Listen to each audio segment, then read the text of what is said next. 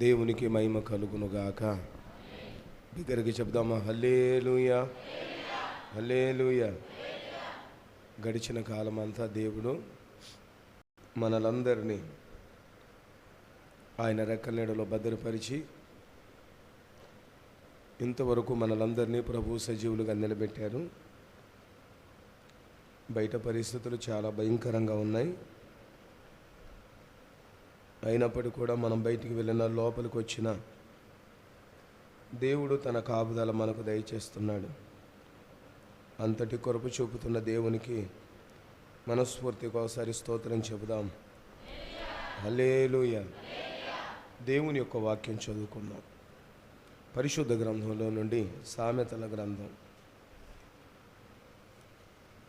8వ అధ్యాయంలో నుండి సామెతల గ్రంథం 8వ అధ్యాయంలో నుండి 11వ వాక్యాన్ని చదువుకుందాం. జ్ఞానము ముత్యము కన్నా శ్రేష్టమైనది, విలువగల సొత్తులేవియు దానితో సాటి కావు.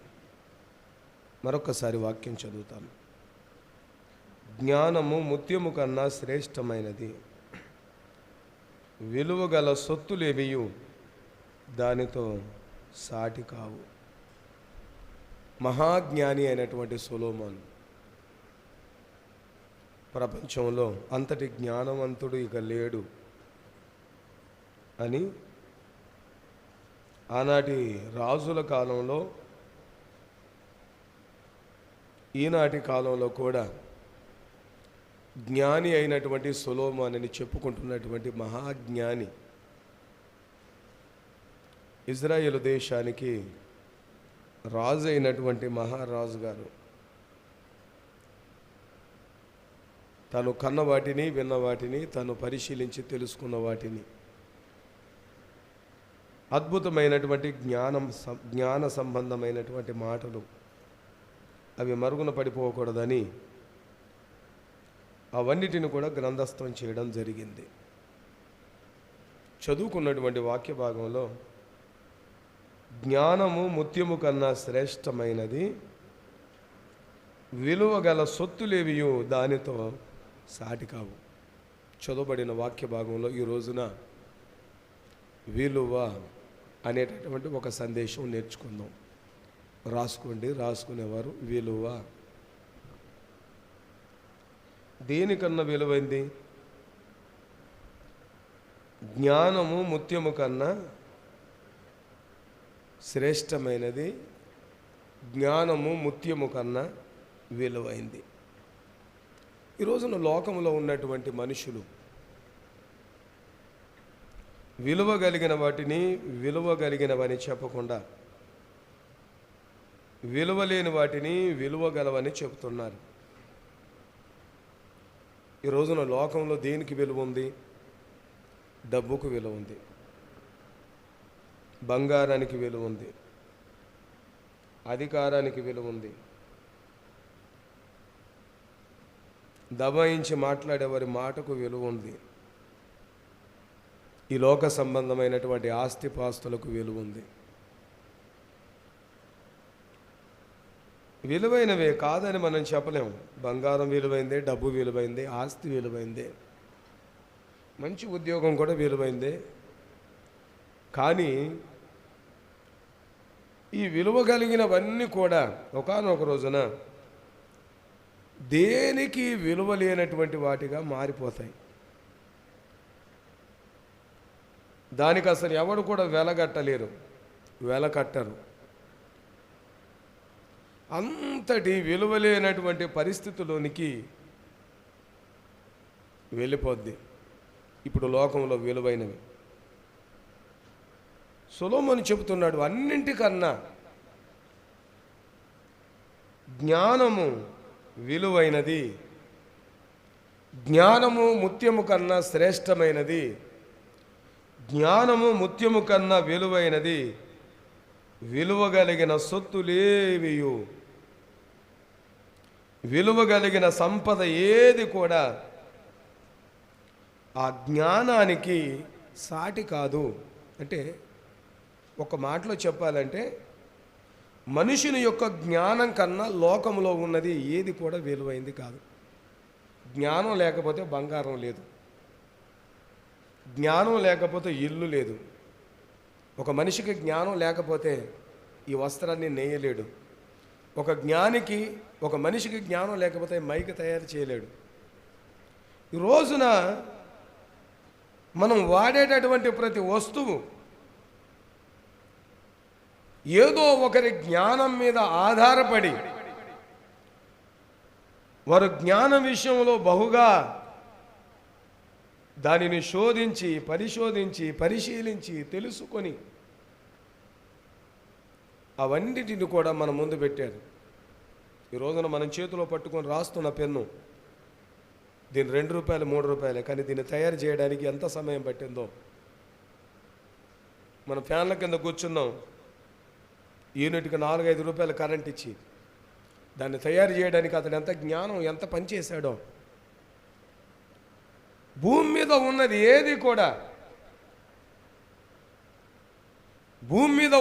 ఏది కూడా ఒక మనిషి యొక్క జ్ఞానం లేకుండా ఏది తయారు చేయబడలేదు. అందుకే అంటాడు, విలువ కలిగినటువంటి వెండి అయినా, విలువ కలిగినటువంటి బంగారం అయినా, విలువ కలిగినటువంటి సొత్తులు ఎన్నైనా సరే, అది ముత్యమైనా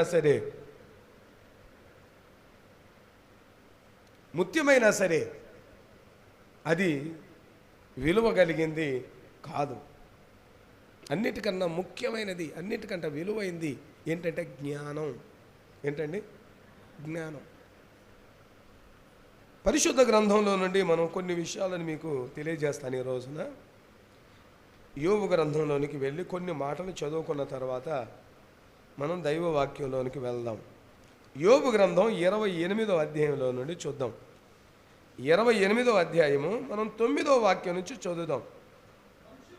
మనుషులు స్ఫటికము వంటి బండను పట్టుకొందురు, పర్వతములను వాటి కుదుళ్ళ సహితముగా బోర్లగా పడవేస్తారు. బండలలో వారు బాటలు కొట్టుదురు. వారి కన్ను అమూల్యమైన ప్రతి వస్తువును చూచును. నీళ్లు ఒలిక్కుపోకుండా వారు జలధారలకు గట్టు కట్టుదురు. మరుగయ్యున్న వస్తువును వారు వెలుగులోనికి తెప్పించుదురు. అయితే జ్ఞానము ఎక్కడ దొరుకును? జ్ఞానము ఎక్కడ దొరుకును? కొంతమంది ఉన్నారట, ఎలాంటి వారు? బండలలో సైతం వారు బాటలు వేస్తారట. బండల మధ్యలో నుంచి బాటలు. మనకు విజయవాడ వెళ్తే, విజయవాడలో సొరంగం ఒకటి ఉంటుంది, కొండ కింద నుండి.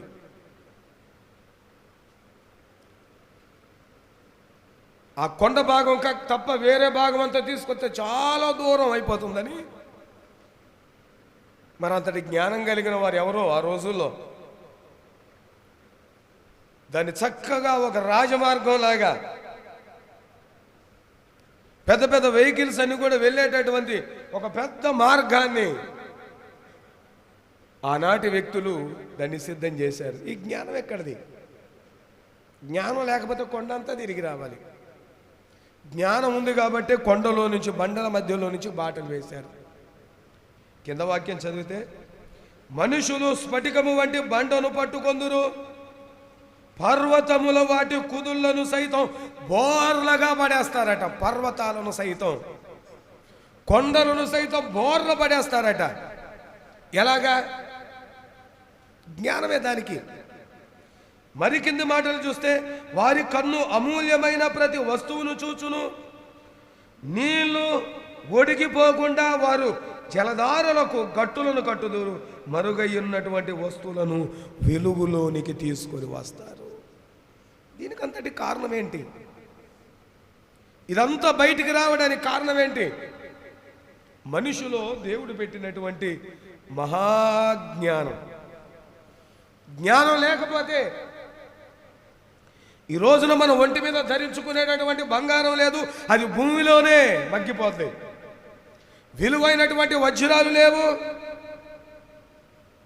జ్ఞానం లేకపోతే ఒక మాటలో చెప్పాలంటే ఆనాడు ఆది మానవుడు ఆకులు కట్టుకొని తిరిగినట్లుగా తిరగాలి. అంజూరపు అడలను, అంజూరపు ఆకులను వస్త్రాలుగా ధరించుకొని నడుంగు చుట్టుకొని తిరిగారు చూడండి, అలా తిరగాలి జ్ఞానం లేకపోతే. కానీ ఈ రోజున ఆ జ్ఞానం మనకుందా అంటే ఆ రోజున వాళ్ళు ఫోన్ తయారు చేశారంటే వాడుకుంటున్నాం, మాకు అవసరం లేదు. ఆనాడు వారు మైక్ తయారు చేశారు, వాడుకుంటున్నాం, మాకు అవసరం లేదు జ్ఞానం.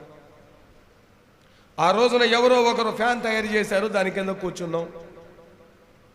ఎవరో ఒక జ్ఞానం మీద ఆధారపడడమే కానీ మరి మన జ్ఞానం ఏంటి? మన జ్ఞానం అవసరం లేదా? బైబిల్ గ్రంథంలో సెలవిస్తున్న మాట ఏమిటో తెలుసా?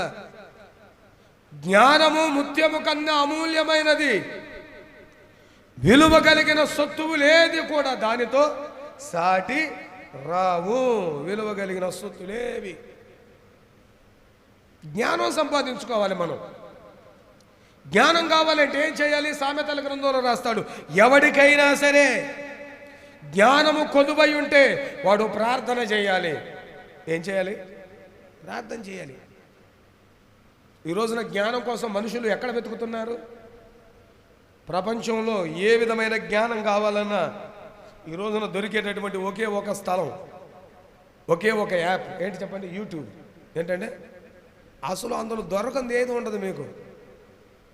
ఈ మధ్యలో ఎవడోనట యూట్యూబ్లో దొంగ నోట్లు తయారు చేశాడు, చేయడం ఎలాగో చూశాడట, చూసి దొంగ నోట్లు వచ్చేస్తున్నాడట. అంటే ప్రతి విధమైనటువంటి జ్ఞానం అంతా కూడా ఈ రోజున యూట్యూబ్లో నిక్షిప్తమైపోయింది, దాన్ని అందులో భద్రం చేశారు. మరి ఇప్పుడు మన జ్ఞానం అవసరం లేదా? ఒక మాటలో చెప్పాలంటే ఈ రోజున ఒక్క మాటలో చెప్పాలంటే అసలు మన జ్ఞానమే లేదు. ఎవరో ఒకరి జ్ఞానం మీద ఆధారపడుతున్నాం కానీ అసలు మన జ్ఞానం లేకుండా అయిపోయింది. అదేంటంటే పాస్టర్ గారు అట్లా అంటారు, మా జ్ఞానం లేదనొచ్చు. లోక సంబంధమైన జ్ఞానం బోరుడు ఉంది. నేను ఏదైనా చేయాలి అనేటటువంటి ఒక జ్ఞానం కొదువైపోయింది. కొండలను దొర్లించిన వారు కొంతమంది ఉన్నారు. రహస్యమైనటువంటి స్థలములో ఉన్నటువంటి సమస్తాన్ని కూడా వెలుగులోనికి తీసుకొని వచ్చారు. బండల మధ్యలో నుంచి బాటలు వేశారు. వారు జ్ఞానవంతులు. ఈ రోజున ఐగుప్తు దేశానికి వెళ్ళి పిరమిడ్స్ చూస్తారు చాలామంది. ఐగుప్తు దేశంలో ఇశ్రాయేలు ప్రజలు బానిసలుగా ఉన్నటువంటి రోజుల్లో సమాధులను కట్టారు. పిరమిడ్స్ అంటారు వాటిని. ఒక్కొక్క రాయి ఇంచుమించుగా 2.5 టన్నుల బరువైనటువంటి రాయి 4 పలకలుగా చెక్కబడి 2.5 టన్నులు ఉన్నటువంటి బరువైన రాళ్లను అంత ఎత్తులోనికి తీసుకొని వెళ్ళి ఒక సరి అయినటువంటి క్రమంలో ఎలా పెట్టారు? అంత ఎత్తులోకి ఇంత బరువైన రాళ్లను ఎలా తీసుకొని వెళ్ళారు? ఈ రోజున ఒక పిరమిడ్ కట్టాలంటే ప్రపంచ జ్ఞానులకు సవాల్. కట్టలేరు. ఏ విధమైన టెక్నాలజీ లేకుండా, ఏ విధమైనటువంటి క్రేన్స్ కానీ ప్రొక్లైన్స్ కానీ, ఏ విధమైనటువంటి బండలను సరిచేసేటువంటి మిషన్లు కానీ లేకుండా చేతులతోనే ఆ విధంగా రాళ్ళను సిద్ధం చేసి ఒక్క పిరమిడ్ కట్టమన్నాడు ప్రపంచ జ్ఞానుల్ని. తల ప్రాణం తోకొస్తుంది అంటాం చూడండి, అర్థమవుతుంది.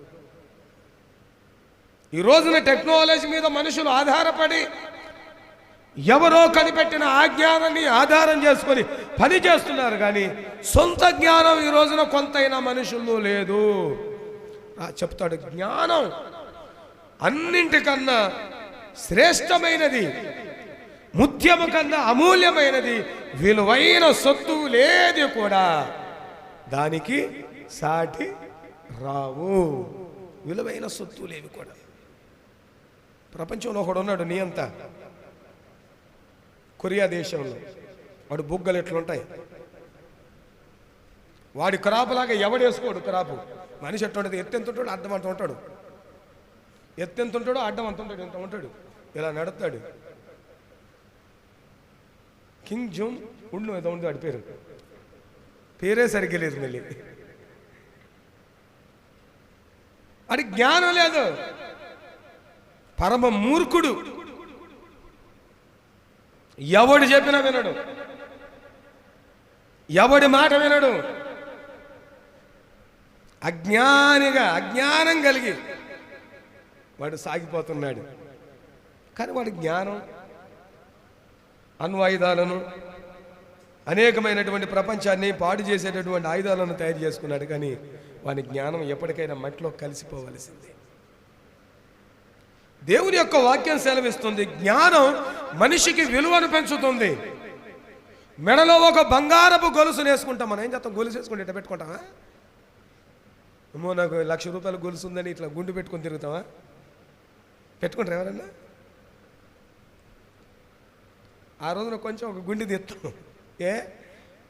నాకు గొలుసు ఉందని అందరికీ తెలియాలి కదా, ఏంటి? అంతేనా కదా? జ్ఞానం కలిగిన వాడికి ఎంత ఉన్నా పర్వాలేదు, కానీ జ్ఞానం లేని వాడికి ముత్యాల హారం మెడలో వేసినా సరే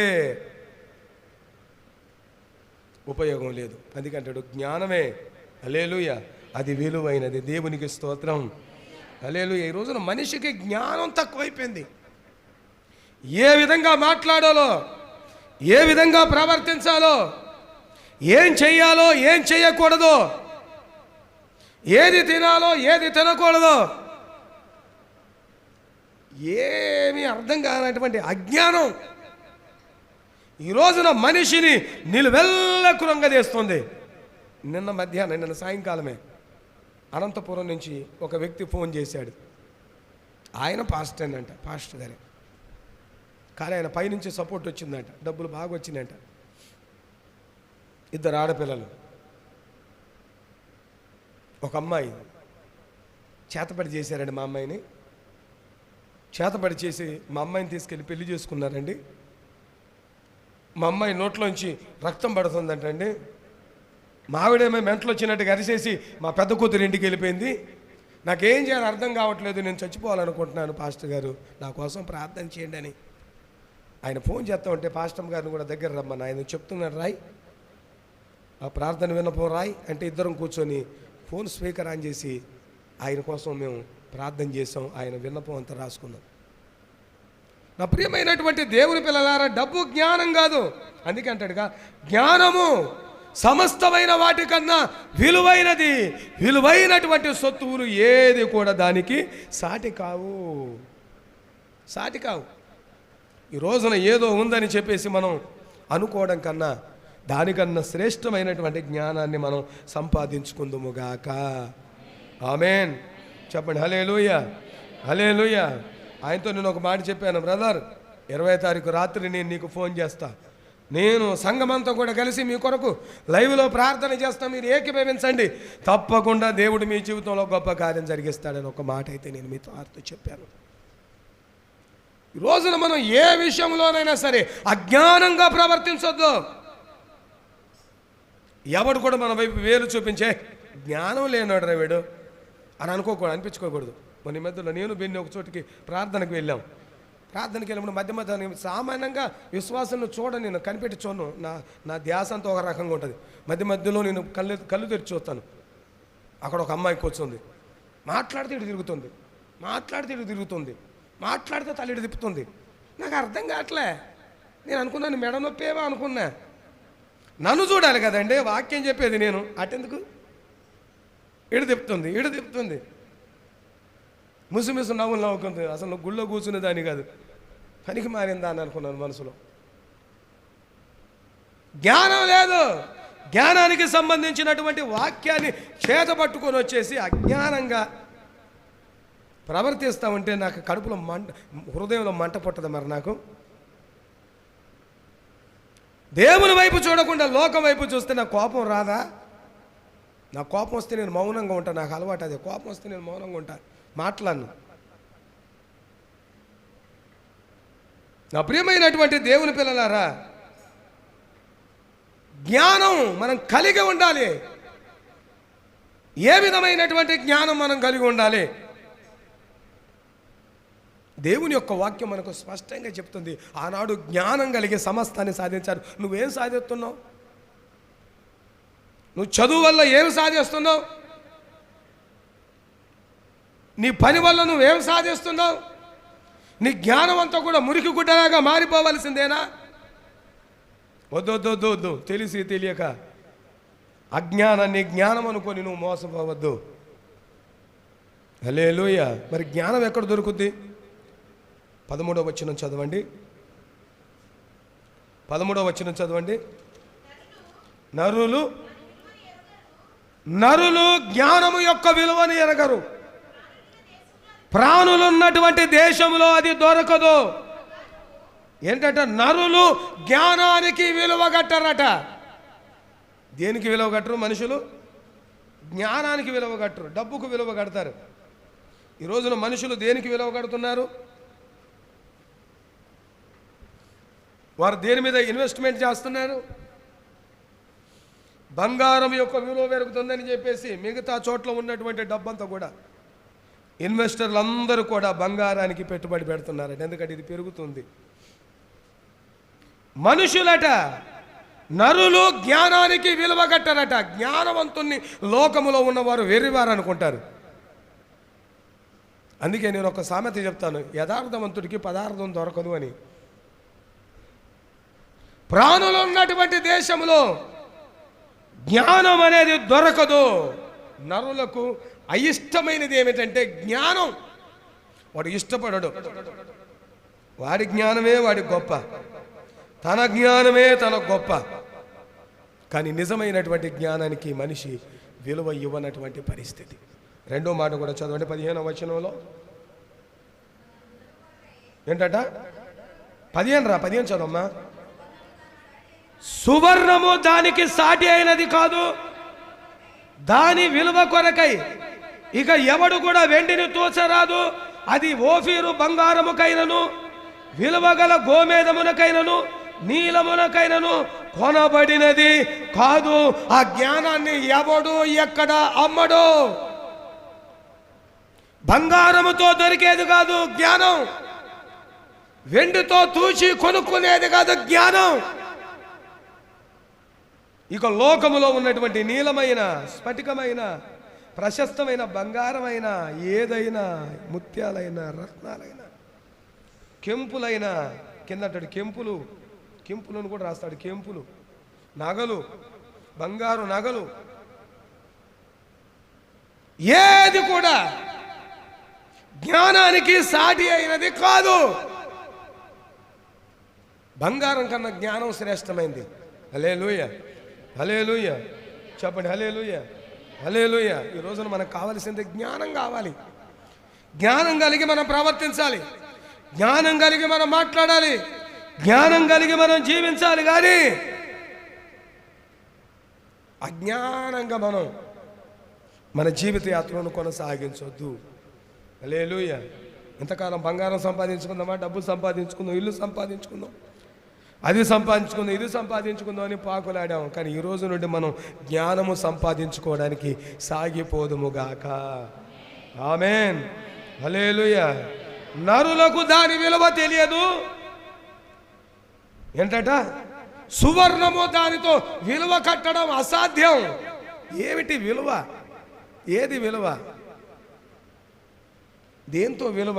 జ్ఞానం దేనితో మనం పోల్చగలం? దేనితో కూడా మనం పోల్చలేం. హల్లెలూయా, హల్లెలూయా, హల్లెలూయా. అజ్ఞానం కలిగిన వాడిని బండ మధ్యలో నుంచి బాటలు వేయాలంటే వేయగలడా?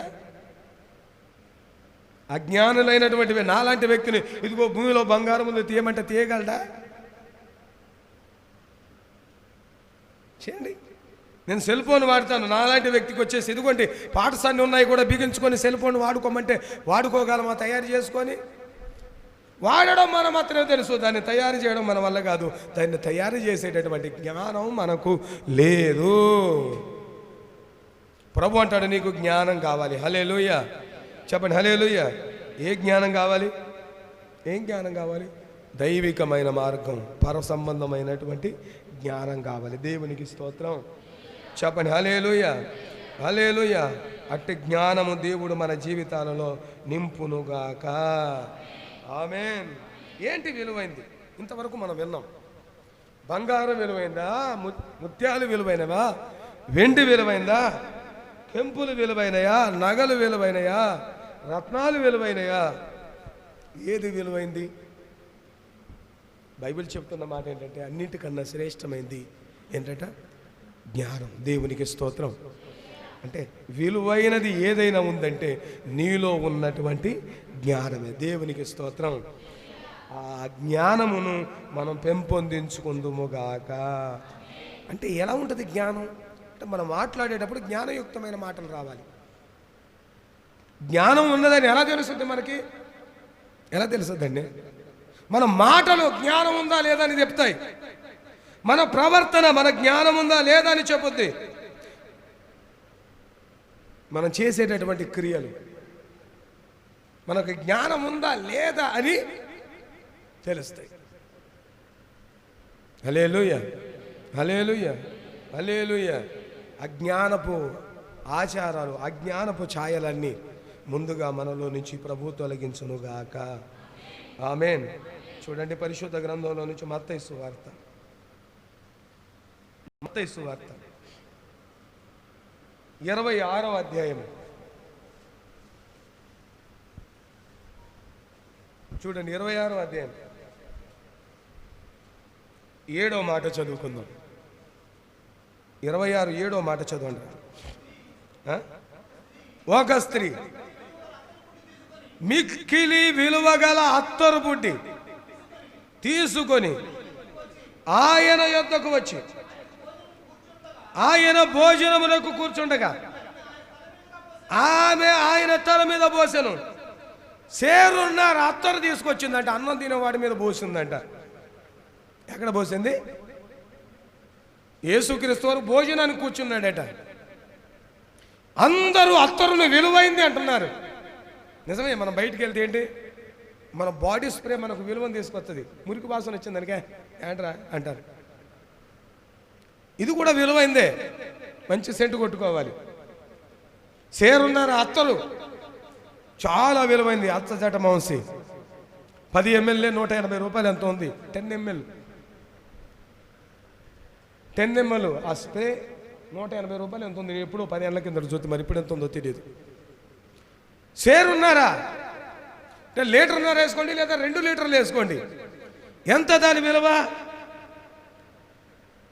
ఎంత ఉంటుంది దాని విలువ? చాలా విలువ ఉంటుంది. ఇంచుమించుగా ఒక 4-5 వేల రూపాయల పైన ఉంటుంది విలువ. అంతటి సెంటు తీసుకొచ్చేసి యేసుక్రీస్తు వారి తల మీద పోసిందట. అందరూ అనుకుంటారే ఆ సెంటు విలువైందయ్యా అంటున్నారంట. ఏంటి విలువైంది? ఏంటి విలువైంది? ఆ సెంటు విలువైంది. విలువైనటువంటి సెంటు బాటిల్ పగలగొట్టింది ఏంటి? అసలు తన జ్ఞానం ఉందా? ఇక్కడ సెంటు యొక్క విలువను చూస్తున్నారు కానీ తన హృదయము యొక్క విలువను పెంచుకుంటుంది. తన హృదయం యొక్క విలువను పెంచుకుంటుందని ఎవడు గ్రహించలేకపోతున్నారు. సెంటు లేదనుకోండి, సెంటు బాటిల్ అయిపోయింది, సెంటు బాటిల్ ఉందని దాని బాటిల్ అంతా అయిపోయిన తర్వాత ఒక కొద్ది రోజులు మూత తీసి పక్కన పెట్టండి. 1 నెల రోజుల తర్వాత వాసన చూడండి ఎట్లా ఉంటుంది. సెంటు వాసన వస్తుందా? మొత్తం పోద్ది. సెంటు బయటికి వెళ్ళిన తర్వాత నా బతుకు ఖాళీ డబ్బాలో ఎలాంటి వాసన వస్తుందో ఆ వాసన నా జీవితం. ఆ సెంటు ఉన్నప్పుడే నాకు విలువ.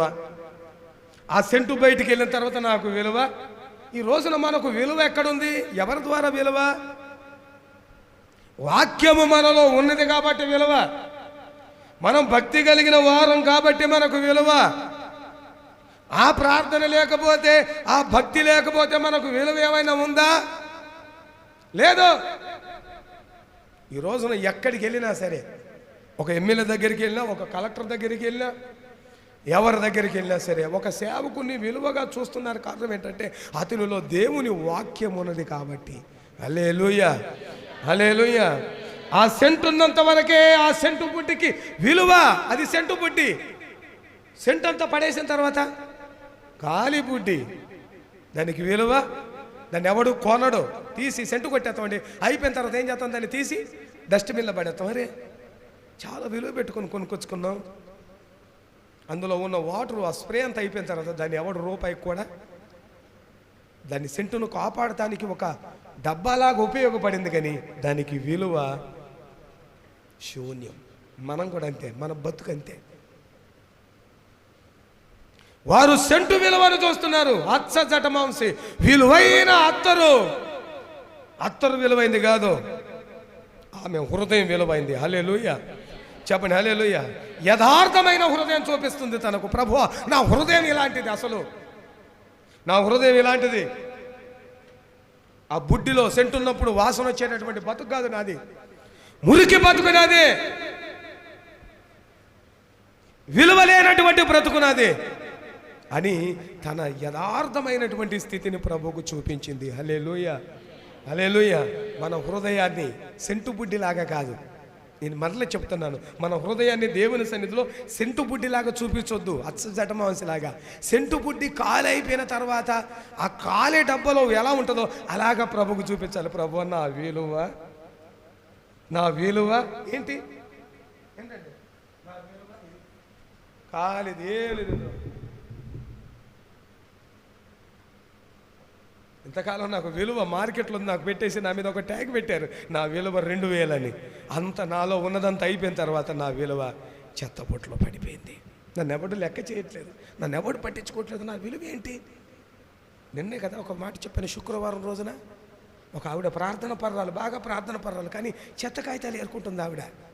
పొద్దున్నే లేచి వాళ్ళ ఆయన తాగుపోతాడు, తిరిగిపోతాడు, పనికి మాలోడంట, ఇంట్లో పని చేయడు, సాయంకాలం కానీ ఇంటికి వచ్చేసి ఉన్న డబ్బులు తీసుకెళ్ళి తాగేస్తాడు. మాట వినడు, పిల్లల్ని పట్టించుకోడు, భార్యను పట్టించుకోడు. ఏం చేయాలో అర్థం కాక తెలిసిన వాళ్ళతో పాటు చెత్త ఏరుకోవడానికి వెళ్ళిపోతుంది ఆవిడ. సంచి తగిలించుకొని ప్లాస్టిక్ డబ్బాలు, తినేసిన ప్యాకెట్లు, వాటర్ ప్యాకెట్లు ఇవన్నీ ఏరుకొని మూటలు వేసుకొని సాయంకాలం కాగానే తీసుకెళ్ళి అమ్మేసుకుంటుంది. వచ్చిన డబ్బులు తీసుకొచ్చి పిల్లలకి ఇస్తుంది, పిల్లల్ని చక్కగా చదివించుకుంటుంది. ఒక రోజున మందిరానికి వెళ్ళి అనుకుందట, ప్రభువా ఎంతకాలం నేను చెత్త మోయాల్సిందేనా, నా పిల్లలు చెత్త మోసేదాని పిల్లలని పిలువబడాల్సిందేనా, నా బతికింతేనా, చెత్తలో ఉండాల్సిందేనా, నా విలువింతేనా అని అడిగి ఏడ్చిందట దేవుని మందిరంలో. మరి నీ భర్త అడు పనికి మళ్ళాడు, భార్య బిడ్డను పట్టించుకోడు, వాడు ఏడుస్తుందండి, ఏడుస్తుంది. ఒక రోజున చెత్త వేసుకొని కంపెనీకి వెళ్ళిపోయింది అమ్మడానికి. కొనేవాడు ఉంటాడు కదా, ఎరుపు మొక్కలు, చెత్త బాటిల్స్.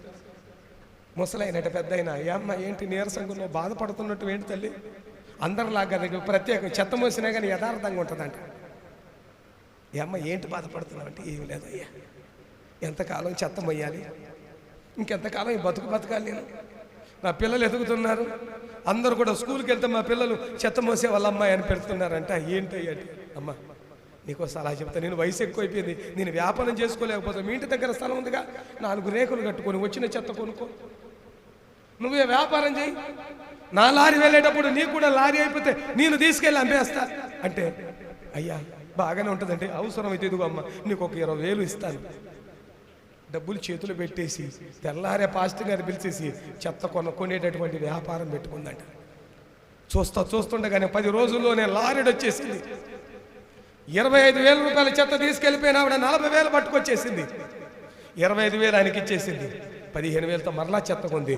రూపాయి కలిసి వస్తా ఉంది. అంతతో సరిపెట్టుకోలే. ప్రభు ఎంతకాలం చెత్త మోసుకెళ్ళాలి, చెత్తను మార్చుకునేటటువంటి రీసైక్లింగ్ చేసే కంపెనీ పెట్టాలి నేను. ఒక్కొక్క మెట్టు. నాకెందుకంటే జ్ఞానం, చెత్త ఏ మోసుకుందాం అనుకోలే. ఎందుకు ఈ మాటలు చెప్తున్నాను, మనం విలువైన వారం. హల్లెలూయా చెప్పండి, హల్లెలూయా, హల్లెలూయా. ఎప్పుడు విలువ అంటే అత్తరు బుడ్డిలో అత్తరు ఉన్నప్పుడే విలువ, అత్తరు బుడ్డిలో అత్తరు లేనప్పుడు విలువ లేదు. ఉందా? లేదు. అత్తరు బుడ్డిలో అత్తరు లేకపోతే విలువ లేదు. కానీ వీడేం చేసింది, విలువైనది యేసయ్య మీద పోసింది, విలువ లేనటువంటిది ఆయన పాదాల దగ్గర పెట్టేసింది. నా బతుకింతే ప్రభువా. అప్పుడు ప్రభు, అమ్మా నీ పాపాలు క్షమించబడ్డాయి, నువ్వు సమాధానంగా వెళ్ళు. అందరూ చూస్తున్నారట, ఏంటి అమ్మాయి బయటికి ఒక రకంగా లోపల ఒక రకంగా ఉంటుంది, ఈవిడని క్షమించడం ఏంటి? తన యథార్థమైనటువంటి జీవితాన్ని ప్రభు సన్నిధిలో ఒప్పుకుంది. హల్లెలూయా, హల్లెలూయా చెప్పండి, హల్లెలూయా, హల్లెలూయా. నా ప్రియమైనటువంటి దేవుని పిల్లలారా, మనం విలువ కలిగిన వారిగా దేవుని సన్నిధిలో ఉందుముగాక. ఏమిటి విలువైంది? ఏంటి విలువైంది? మెడలో ఉన్న బంగారం కాదు, జేబులో ఉన్న డబ్బులు కాదు, మరి ఏది కాదు. ఏమిటి విలువైందంటే అన్నింటికన్నా విలువైనది దేవుని జ్ఞానం. దేవునికి స్తోత్రం చెప్పండి, హల్లెలూయా, హల్లెలూయా. నిజంగా నాకు విలువను తీసుకొచ్చింది ఏంటంటే దేవుని జ్ఞానమే. నిజం చెప్తున్నా, నాకు విలువను తీసుకొచ్చింది దేవుని జ్ఞానం. ఎంత విలువను తీసుకొచ్చింది తెలుసా? ఒక రోజున ఐఏఎస్ ఇంటికి వెళ్ళాను, కలెక్టర్ గారి ఇంటికి వెళ్ళా ప్రార్థన చేస్తానికి. నేను ఇంకో పాస్టర్ గారు దానియేలు గారు, నేను మా కోసం గుమ్మం ముందు నిలబడ్డాడు ఎప్పుడు వస్తాడా అని. మీ ఇంట్లోంచి వెళ్ళేదాకా నా పక్కనే కూర్చొని మా పక్కనే అలాగే నిలబడిపోయాడు. ఏంటి ఆయన హోదా ఏంటి, నా పక్కన నిలబడడం ఏంటి? దేవుని కలిగి ఉండడం నా జ్ఞానం, దైవ సేవకునికి విధేయత చూపించడం అతని జ్ఞానం. హల్లెలూయా. అంతే, హల్లెలూయా, హల్లెలూయా. చెప్పండి హల్లెలూయా. ఉన్నతమైనటువంటి వ్యక్తుల ముందు ఒక రోజున విజయవాడలో పెళ్లికి వెళ్ళాను. లారీ అసోసియేషన్ వారి ఆఫీసులో ఫంక్షన్ హాల్లో పెళ్లి జరుగుతానికి వెళ్తే పెళ్లికి వెళ్ళాను. వాక్యం చెప్పాను, కూర్చున్నాను. అక్కడ ఎస్పీ గారు వచ్చారు, క్రిస్టియన్ ఆయన. పాట పాడాడు వచ్చి, నేను రాసిన పాట పాడాడు, ఎన్నో మేలులు చేశామని. అప్పుడే పెళ్లికి పిలిచిన అతను వెళ్తాడు, ఆ పాట రాసింది ఆయనయ్యా. పాట అయిపోయింది, మైక్ అక్కడ పెట్టేసి నా దగ్గరికి వచ్చేసి, ఎందుకు ఈ మాట ఎందుకు చెప్తున్నానంటే, మనం విలువ కలిగిన స్థితిలో ఉండాలి. దేవునికి స్తోత్రం. మన విలువ తగ్గించుకోవద్దు. హల్లెలూయా, హల్లెలూయా. అత్తరు బుడ్డిలో అత్తరున్నంతసేపు బుడ్డికి విలువ, కింద పడిపోతే అత్తరుకు విలువ ఉండదు. కొద్దిసేపు దాని వాసన పోద్ది, కానీ కాలి బుడ్డికి మాత్రం ఎప్పుడూ ప్రభు బాధాల దగ్గర ఉంటే విలువే. దేవునికి స్తోత్రం. చెప్పండి హల్లెలూయా, హల్లెలూయా, హల్లెలూయా. చూడండి, పరిశుద్ధ గ్రంథంలో నుంచి రాస్తాడు, ఒక స్త్రీ మిక్కిలి విలువ కలిగిన అత్తరుని తీసుకొచ్చిందట, కానీ ఆయన తల మీద కొమ్మరించింది. ప్రభువా, నాకన్నా నువ్వే విలువ కలిగిన వాడవు, నువ్వు అత్తరు లాంటి సువాసన కలిగినటువంటి వ్యక్తివి, నేను కాలిబుడ్డి లాంటి దాన్నని తన జీవితాన్ని తను సరి చేసుకుంది. హల్లెలూయా. ఆ రీతిగా మన బ్రతుకులను మనం సరి చేసుకుందుము గాక. ఆమెను విలువ ఏంటి? మనం నేర్చుకున్న సందేశం ఏంటి? విలువ. మనం విలువ కలిగిన వారిగా ఉండాలి. జీవితపు విలువలను మనం తగ్గించుకోవద్దు, కుటుంబ విలువలను మనం తగ్గించుకోవద్దు, భార్యాభర్తల మధ్యలో ఉండేటటువంటి విలువలు తగ్గిపోకూడదు, అన్నదమ్ముల మధ్యలో, అక్క చెల్లెల మధ్యలో, తండ్రి బిడ్డల మధ్యలో ఉండేటటువంటి విలువ ఏమాత్రం తగ్గకూడదు. అంతే, విలువ కలిగిన వారిగా ఉందుము గాక. ఆమేన్, హల్లెలూయా. యెషయా గ్రంథం చూడండి, 40వ అధ్యాయం 20వ వచనం చూడండి. 40:20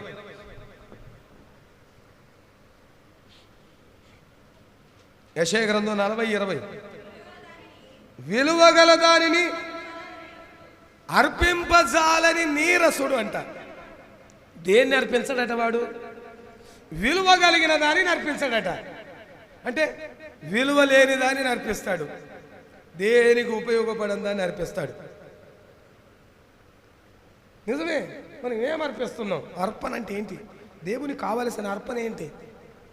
వేలాది నదులంత విస్తారమైన చీన చాలునా, వేలాది నదులంత విస్తార తైలము నీకిచ్చిన చాలునా, గర్భఫలమైన నా జ్యేష్ఠ పుత్రుని నీకిచ్చిన చాలునా, గర్భఫలమైన నా జ్యేష్ఠ పుత్రుని నీకిచ్చిన చాలునా, వేలాది దూడలనా, వేలాది పొట్టేలనా, నీవు చేసిన ఉపకారములకు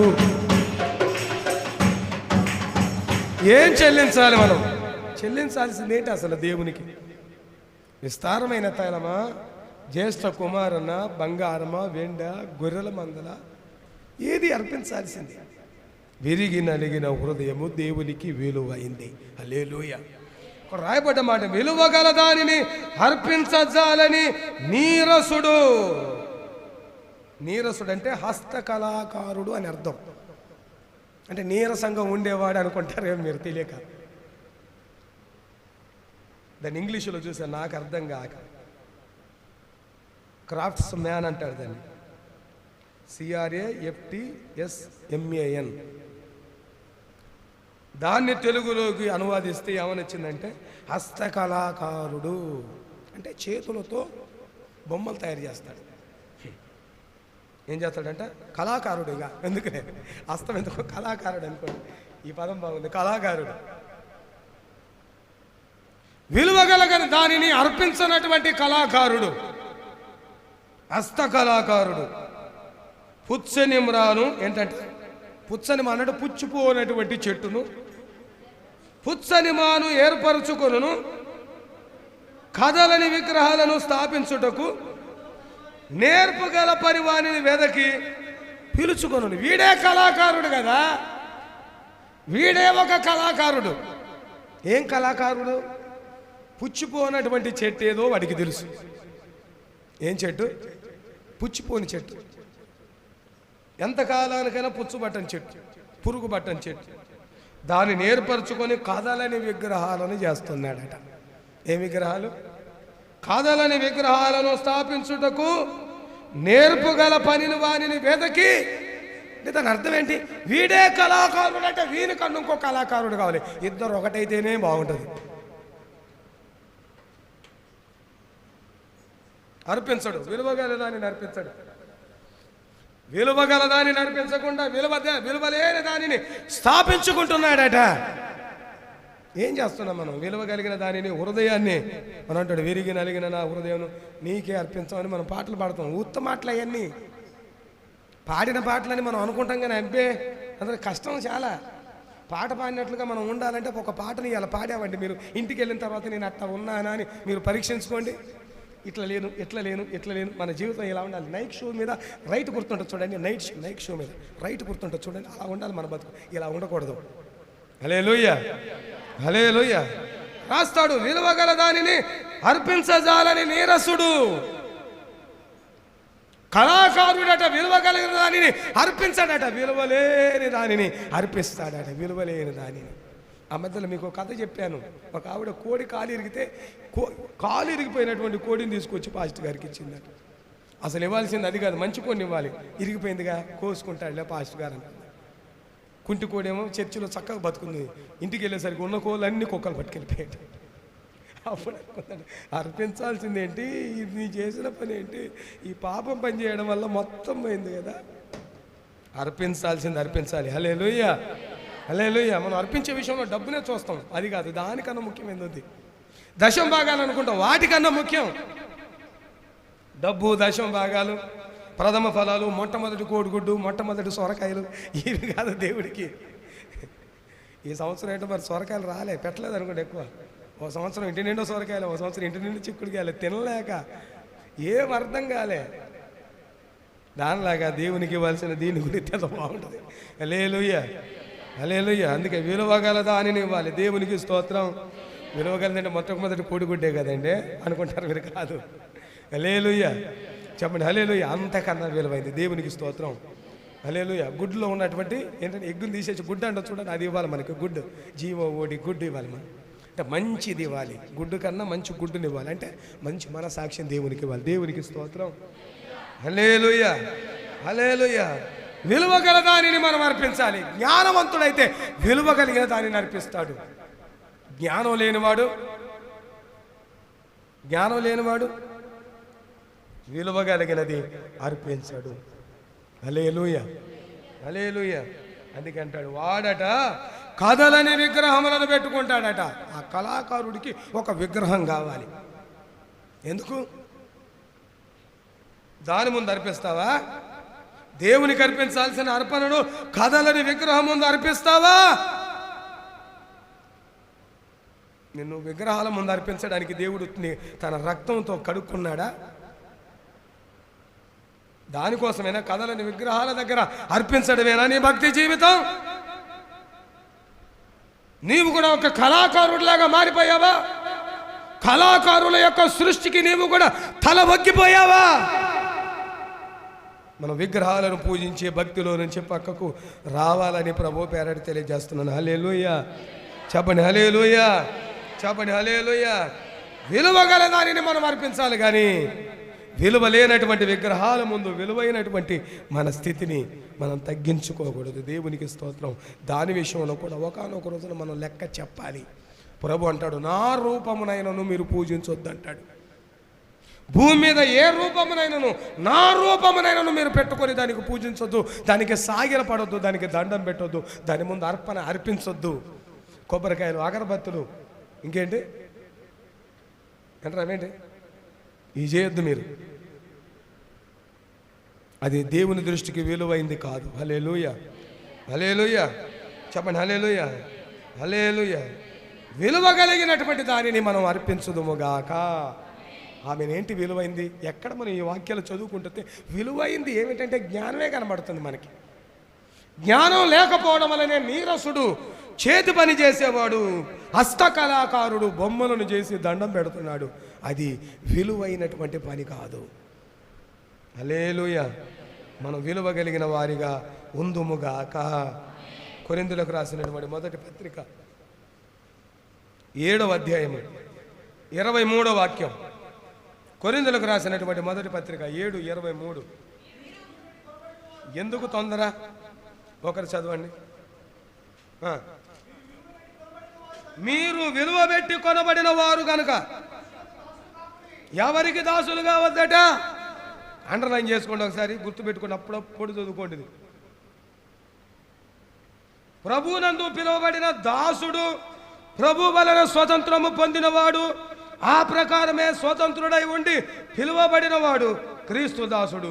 మీరు విలువ పెట్టి కొనబడిన వారు గనుక మనుషులను, విలువ పెట్టి కొనబడిన వారు గనుక మనుషులకు దాసులుగా ఉండకుడి. విలువ పెట్టి కొనబడ్డవారు అన్నమాట. మనం ఊరికే రాలేదు దేవుని మందిరంలోనికి. దేవుడు మనకు ఒక విలువనిచ్చాడు. ఏ విలువనిచ్చుకున్నాడు ఆయన? ఆయన రక్తమును, పవిత్రమైనటువంటి ఆయన రక్తాన్ని, పవిత్రమైనటువంటి ఆయన ప్రాణాన్ని మన కొరకు బలియాగముగా అర్పించి ఆయన మనల్ని కొన్నాడు. హల్లెలూయా. మన విలువ ఎంత అంటే యేసు రక్తం అంత విలువైంది మన జీవితం. ఎంత విలువైంది మన బతుకు? యేసు రక్తం ఎంత పవిత్రమైంది? ఎంత పవిత్రమైంది? అంత పవిత్రమైంది మన బతుకు. హల్లెలూయా. యేసు రక్తం అంత విలువైంది మన జీవితం. హల్లెలూయా, హల్లెలూయా. రాస్తాడు భక్తుడైన పౌలు, మీరు విలువ పెట్టి కొనబడిన వారు గనక మనుషులకు దాసులుగా ఉండకుడి. ఎవరికి దాసులుగా ఉండదట? మనుషులకు. మనుషుల ముందు మీరు దాసత్వం చేయకండి. మనుషుల ముందు లొంగిపోవద్దు. మీరు విలువ పెట్టి కొనబడ్డవారు. హల్లెలూయా, హల్లెలూయా. యేసుక్రీస్తే తన ప్రాణాన్ని, తన రక్తాన్ని ధారపోసి మనల్ని కొనుక్కున్నాడు. దేవునికి స్తోత్రం. హల్లెలూయా. మనుషులకు దాసులం అవ్వద్దు, మనుషుల ముందు లొంగిపోవద్దు. సంసోను ఏం చేశాడు? విలువైనటువంటి వ్యక్తి మనుషుల ముందు దాసుడైపోయాడు కదా. సౌలు విలువైనటువంటి వ్యక్తి, చిల్లంగితనం చేసేటటువంటి వారి దగ్గర దాసుడైపోయాడు కదా. బైబిల్ గ్రంథం ఇలాగా చెప్పుకుంటూ వెళ్ళిపోతే ఎంతోమంది ఆత్కూరులో ఒక అతను ఉంటాడు, పాస్టర్ గారు. వద్దురా, తాగమాకురా అని చెప్పారు. తాగుడు సిగరెట్లు వద్దు అన్నారు. అది అలాంటి క్రమే మంచిది కాదు. చప్పట్లు కొట్టొద్దు, డ్రమ్ములు కొట్టొద్దు అంటాడు గుళ్ళో. అసలు వద్ద ఎంత నుంచి రావయ్యా అన్న నేను 2005లోనే రాలే.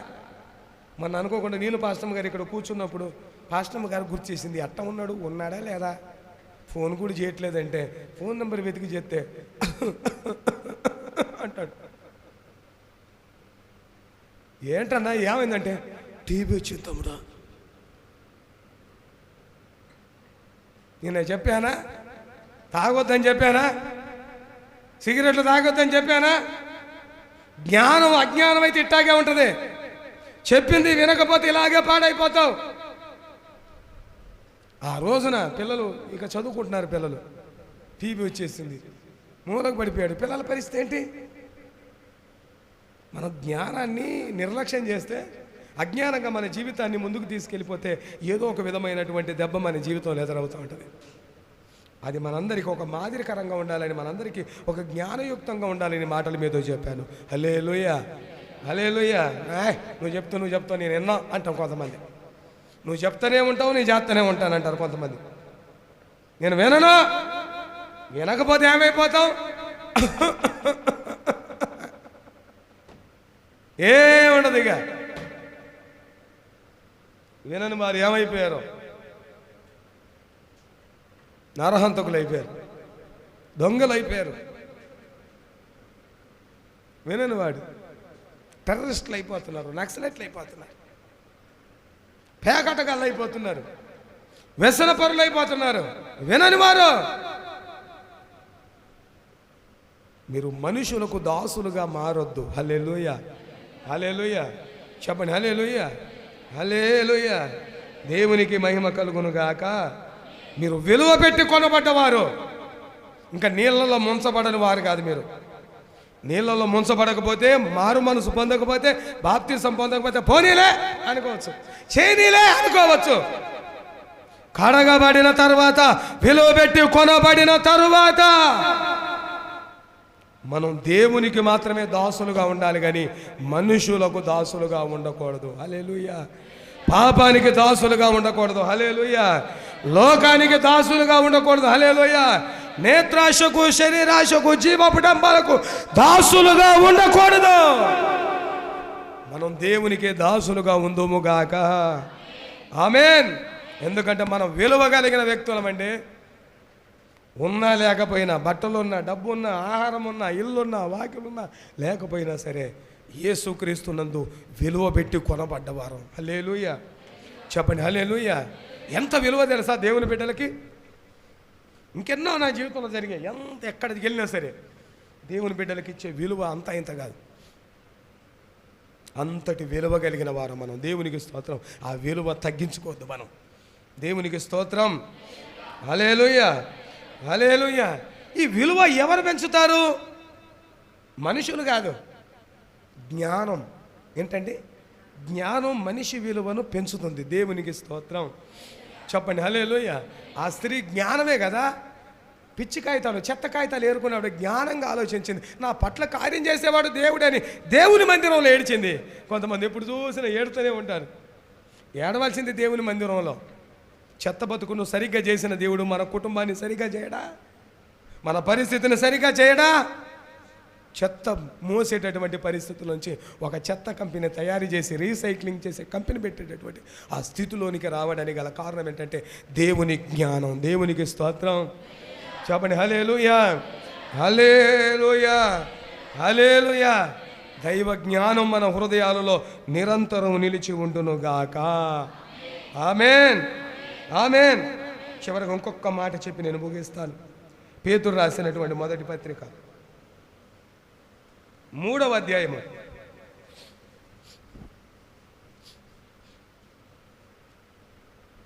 మనకి ఇలాంటి ఫ్యాన్ ఒకటి కావాలి నాకు. నేను రేపు వారం కొనండి గుర్తు చేసి. ఎందుకంటే స్టేజ్ మీద కూడా ఈ ఫ్యాన్ అసలు పనిచేయట్లేదు. అలా పెడితే కొంచెం బాగుండేటట్టు ఉంది. రేపు ఆదివారాన్ని కొనండి. చదవండి అన్నమాట. ఒకటి ఫ్యాన్ దానికి ఉంటుంది, ఒకటి ఇలా ఉంటుంది. చూడండి, చదవండి. పేతురు రాసిన మొదటి పత్రిక 3:4.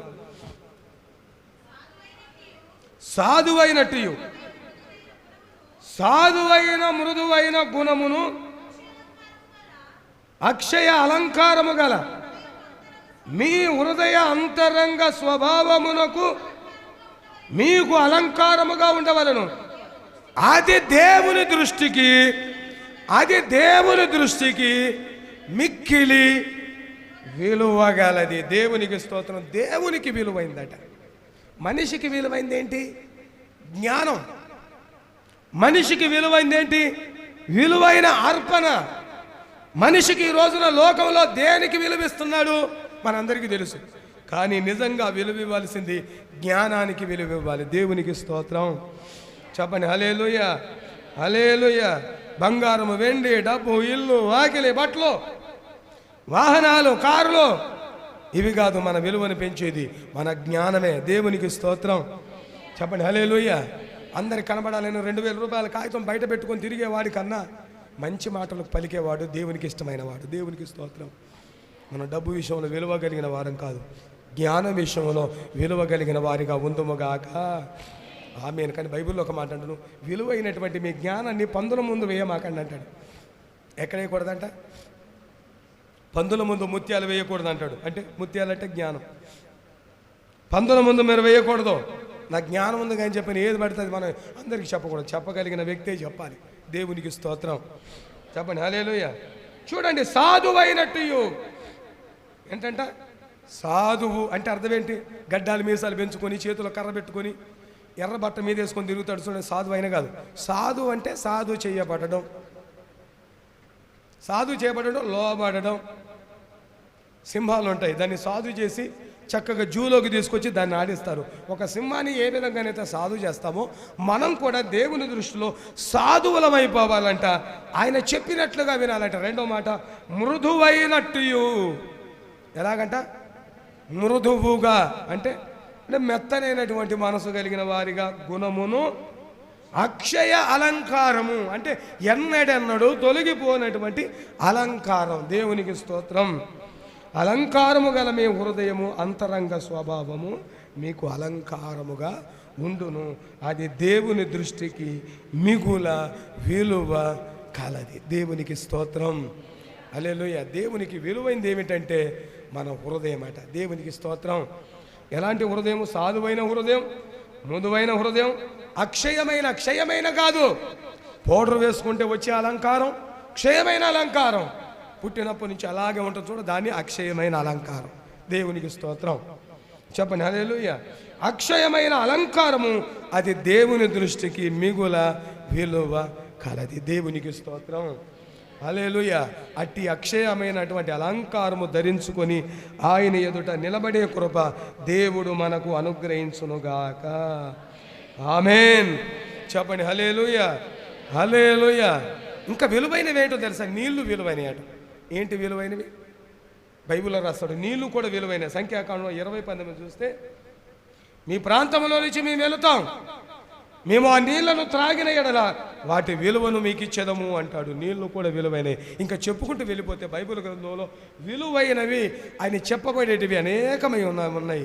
కనుక లోక సంబంధమైనటువంటి విలువైన వాటి మీద మన మనసు పెట్టుకోకుండా విలువైనటువంటి జ్ఞానాన్ని, విలువైనటువంటి వాక్యాన్ని, విలువైనటువంటి అలంకారాన్ని మనం ధరించుకొని దేవుడు మనల్ని విలువ పెట్టుకున్నాడు కనుక ఆ విలువను కాపాడుకుంటూ దేవుని కృపలో ముందుకు సాగిపోదముగాక. కానీ సాతానుడు ఉన్నాడు చూడండి, ఎప్పుడు కూడా మన విలువ తగ్గించాలని చూస్తాడు. మనం విలువైన వారిగా ఉండకూడదు అని వాడు చూస్తాడు. మనం ఎక్కడికి వెళ్ళినా, మనం ఏ పని చేసినా వాడు మన విలువ తగ్గించాలని చూస్తాడు. విలువ లేనటువంటి వ్యక్తిగా నిన్ను చేసి, విలువ లేనటువంటి వ్యక్తిగా నిన్ను చేసి లోకం నిన్ను చూసి నవ్వుకునేటట్లుగా చేస్తాడు సాతానుడు. పొరపాటున వాడి చేతులు వారి కంట్లో మీరు పడద్దు. నీ విలువ తగ్గించాలని వాడు చూస్తాడు, కానీ వారి మాటలు మీరు వినొద్దు. విలువైనటువంటి మీ విశ్వాస జీవితం నుంచి పడగొట్టాలని చూస్తాడు, మీరు పడిపోవద్దు. అత్తరు బుడ్డిందుగా నేను కూడా అత్తరే అనుకోవద్దు. బుడ్డి అత్తరు కాదు, అత్తరే అత్తరు. బుడ్డిలో అత్తరు ఉండదు. అయిపోయిన తర్వాత తీసి పడేయాల్సిందే. నేనంతే అనుకోవాలి. అత్తరు అయిపోయాక మనకేముండదు. ఇందులో కూడా అత్తరు ఉంది కొంతకాలం. ఆ అత్తరు పేరేంటి తెలుసా? ప్రాణం, ఊపిరి, ఆత్మ, జీవం. ఇది అత్తరు. రోజు కొడతాడు 24 గంటలు అత్తనే ఉంటుంది. అయిపోద్ది ఒక రోజున. ఎంత నొక్కినా రాదు, గుండె బట్టి నొక్కేస్తారు. ఉందేమో ఇంకా కొంచెం అత్తరని, నొప్పి వచ్చేదమ్మా నొప్పి ఎత్తుంది అంటారు, నొక్కేస్తారు. ఇంకా కొంచెం అత్తరు ఉందని, లేదు అయిపోయింది అత్తరు.